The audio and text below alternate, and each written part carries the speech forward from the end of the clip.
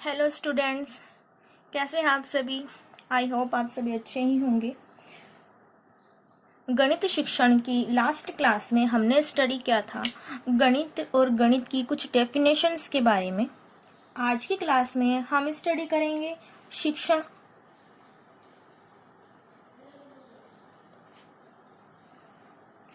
की कुछ परिभाषाएं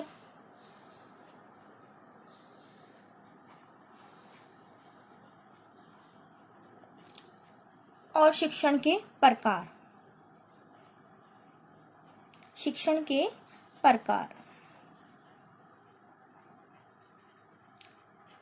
इन दोनों टॉपिक्स पे हम आज चर्चा करेंगे। तो सबसे पहले स्टार्ट करते हैं कि शिक्षण क्या होता है। देखो, जैसे ही हम शिक्षण की बात करते हैं, शिक्षण से हमारे माइंड में एक आता है विद्यालय या स्कूल और उसका एक क्लासरूम। इसके अंदर एक टीचर या शिक्षक स्टडी करा रहा होता है, मतलब कि पढ़ा रहा होता है, और जो स्टूडेंट होते हैं वो बैठकर पढ़ रहे होते हैं। तो इसका मतलब ये हुआ कि शिक्षण के लिए जो आवश्यक या कंपलसरी है वो हुए, एक तो शिक्षक का होना आवश्यक है और दूसरा शिक्षार्थी या विद्यार्थी का होना आवश्यक है। इन दोनों के बिना शिक्षा नहीं हो सकती। लेकिन आपको एक बात ये भी पता होगी कि यदि किसी क्लास के अंदर शिक्षक और शिक्षार्थी के बीच में अंतःक्रिया या इंटरेक्शन ना हो तो उसको शिक्षण की कैटेगरी में नहीं रखा जाता। इसका मतलब ये हुआ, शिक्षण का मतलब ये है कि शिक्षक और शिक्षार्थी के बीच में इंटरेक्शन भी होना चाहिए, जिसे बोलते हैं अंतःक्रिया।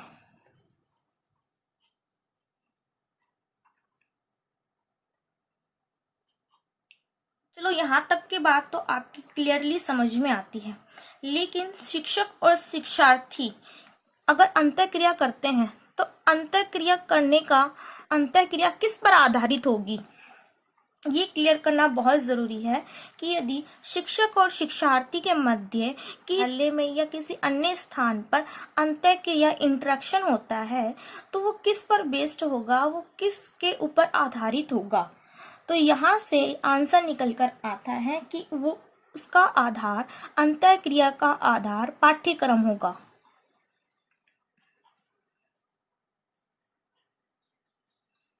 तो यहाँ से शिक्षण की एक डेफिनेशन निकल के आती है कि शिक्षण एक अंतःक्रिया है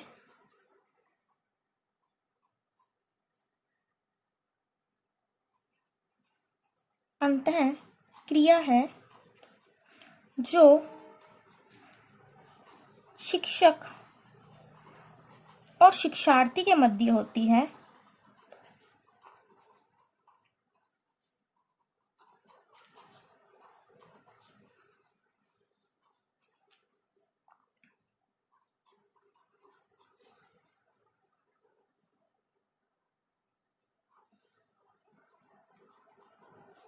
तथा जिसका आधार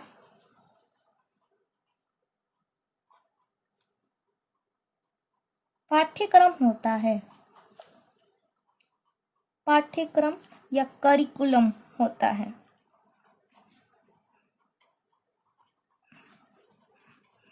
तो ये शिक्षण की एक सर्वमान्य डेफिनेशन है कि शिक्षण क्या है। शिक्षण एक प्रकार की क्रिया है, एक्टिविटीज है। कैसी क्रिया है, क्या कैसी एक्टिविटी है? ये एक इंटरेक्शन या अंतःक्रिया है जो एक शिक्षक और शिक्षार्थी के बीच में होती है और जिसका बेस या आधार पाठ्यक्रम को माना गया है। अब यहाँ से देखिए कि जो पाठ्यक्रम होता है वो किस पे आधारित होता है।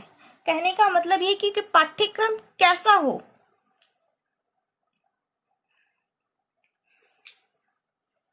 तो देखिए कि पाठ्यक्रम या करिकुलम समाज की अपेक्षाओं पे आधारित होता है, समाज की अपेक्षाओं पर आधारित होता है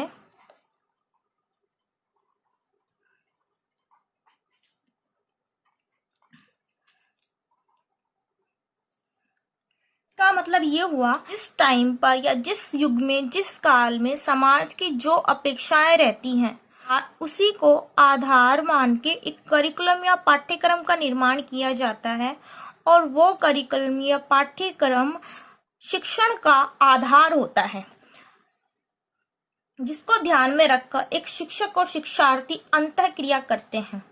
तो ये देखिए कि आज जो समाज की अपेक्षाएं हैं वो कैसी है। आज की जो समाज की अपेक्षाएं हैं वो खेल आधारित है, तकनीकी आधारित है।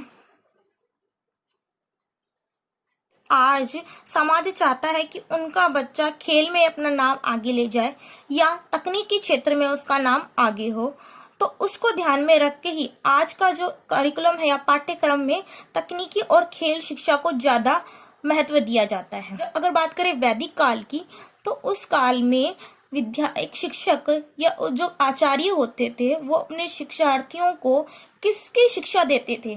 क्या वो उस वक्त सॉफ्टवेयर इंजीनियरिंग की शिक्षा देते थे, या फिजिक्स पढ़ाते थे, या साइंस पढ़ाते थे? इनमें से वो कोई सब्जेक्ट नहीं पढ़ाते थे। वो पढ़ाते थे घुड़सवारी करना, तीर चलाना, युद्ध कौशल सिखाते थे, कुश्ती कला सिखाते थे, तैराकी सिखाते थे, और भी अन्य प्रकार की क्रियाएं वो उस काल में सिखाते थे, क्योंकि उस समय समाज की अपेक्षाएं इन्हीं पर आधारित होती थी। उसी के आधार पे उनका करिकुलम होता था, और उसी को आधार मान के शिक्षक और शिक्षार्थी के मध्य इंटरेक्शन या अंतःक्रिया होती थी। समझ लीजिए कि हर युग में, हर टाइम में समाज की जो अपेक्षाएं हैं वो चेंज होती रहती हैं। उसी के बेसिस पे पाठ्यक्रम चेंज होता रहता है, और उसी के आधार पे स्कूलों में जो शिक्षण करवाया जाता है उसी को आधार मान के कराया जाता है। तो आई होप ये बात आपके, ये पूरा कॉन्सेप्ट आपके अच्छे से समझ में आ गया होगा। नेक्स्ट हम लेते हैं शिक्षण की कुछ डेफिनेशंस। जॉन डीवी मानते हैं कि शिक्षण एक त्रिमुखी प्रक्रिया है।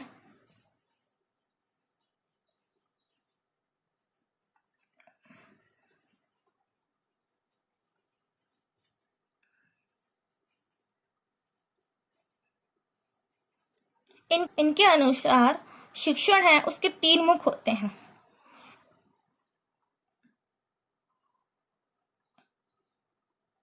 यहाँ पर सबसे ऊपर रखा गया है पाठ्यक्रम को।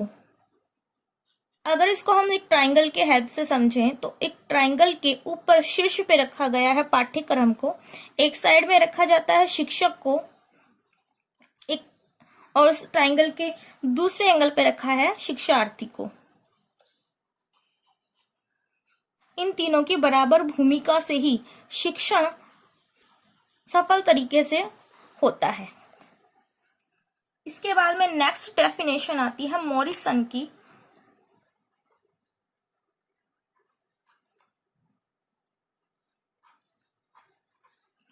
शिक्षण एक प्रक्रिया है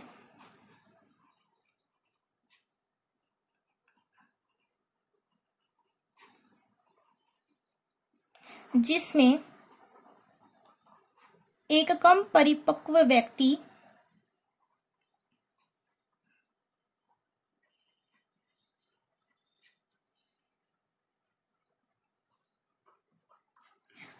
अधिक परिपक्व व्यक्ति के संपर्क में आता है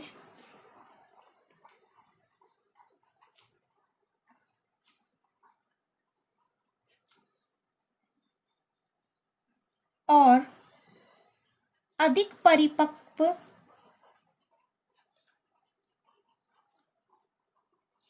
व्यक्ति कम परिपक्व व्यक्ति के विकास की अग्रिम व्यवस्था करता है।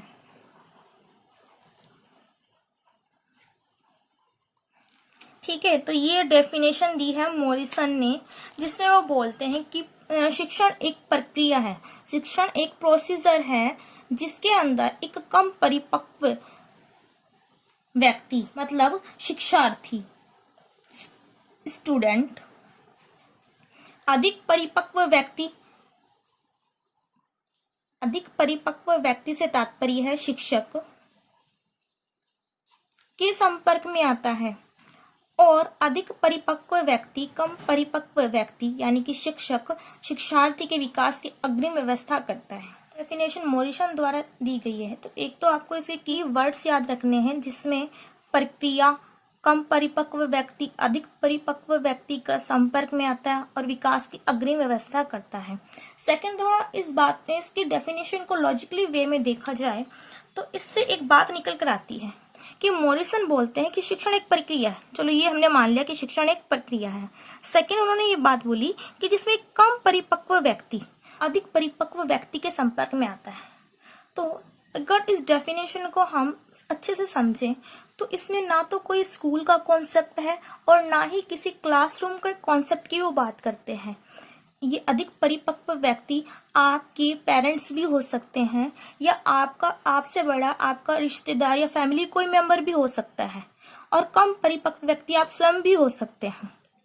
ठीक है, ऐसी व्यवस्था में जब एक अधिक परिपक्व व्यक्ति के संपर्क में एक कम परिपक्व वाला व्यक्ति आता है, अधिक परिपक्व व्यक्ति यानी कि आपके पेरेंट्स आपकी कम परिपक्व व्यक्ति के विकास की अग्रिम व्यवस्था करते हैं, तो ये एक शिक्षण प्रक्रिया कहलाती है। इसका मतलब ये हुआ कि परिवार एक शिक्षण प्रक्रिया का माध्यम हो सकता है, क्योंकि अगर इस डेफिनेशन को सही से समझा जाए तो ये यही बोलती है कि कहीं पर भी इसके लिए इस डेफिनेशन के अकॉर्डिंग ऐसा जरूरी नहीं है कि शिक्षण ग्रहण करने के लिए स्कूल या क्लासरूम की ही जरूरत हो। शिक्षण कहीं पर भी ग्रहण किया जा सकता है जहां पर एक अधिक परिपक्व व्यक्ति कम परिपक्व व्यक्ति के विकास की अग्रिम व्यवस्था करता है। और ये बात तो आपको अच्छे से पता है कि एक बालक की प्रथम पाठशाला उसका परिवार होती है, उसमें उसके पेरेंट्स होते हैं जो उससे अधिक परिपक्व होते हैं और वो बालक के विकास की अग्रिम व्यवस्था करते हैं। जबकि जॉन डीवी ने क्या कहा था? जॉन डीवी के अनुसार शिक्षण एक त्रिमुखी प्रक्रिया है जिसके अंदर पाठ्यक्रम का होना अनिवार्य है, शिक्षक और शिक्षार्थी का होना अनिवार्य है, और ये तभी पॉसिबल है जब ये किसी स्कूल या विद्यालय या कक्ष में रहकर अध्ययन किया जाए। डेनिस, नेक्स्ट डेफिनेशन लेते हैं डेनिस की। डेनिस बोलते हैं कि शिक्षण एक शिक्षक को कक्षा में तैयारी के साथ आना चाहिए,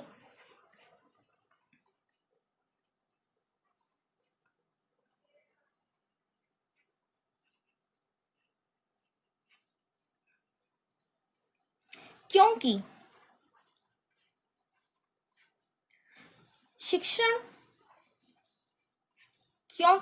शिक्षण की प्रगति में कोई बात उतनी अधिक बाधक नहीं होती है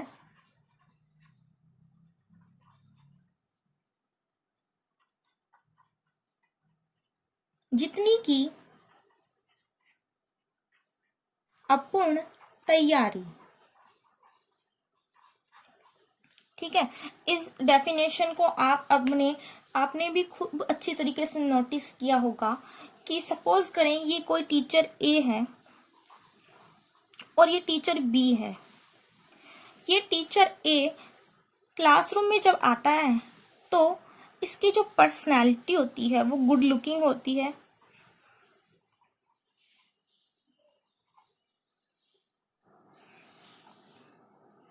ये अच्छे कपड़े पहनता है, अच्छी तरीके से बात करता है, लेकिन जब ये किसी कॉन्सेप्ट को समझाता है तो इसकी तैयारी या कॉन्सेप्ट क्लियर नहीं है।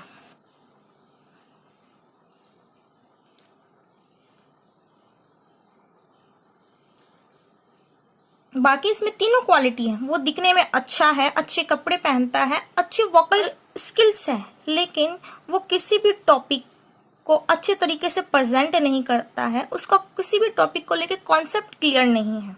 अगर एक दूसरा टीचर है जो ना तो अच्छा दिखता है और ना ही वो कोई अच्छे या महंगे कपड़े पहनता है, नॉर्मल वियर पहनता है, और उसकी वोकल स्किल भी वो क्या लोकल लैंग्वेज में बात करता है, ऐसा नहीं है कि वो ज़्यादा अच्छे या परफेक्टली वे में बात करता है, लेकिन उसकी अपने कॉन्सेप्ट पे अच्छी पकड़ है।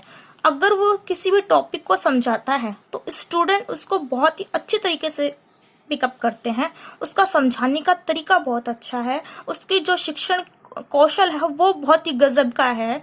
तो आप मुझे बताइए इन दोनों में से कौन सा टीचर या कौन से शिक्षक को एक अच्छा टीचर की कैटेगरी में रखा जाएगा।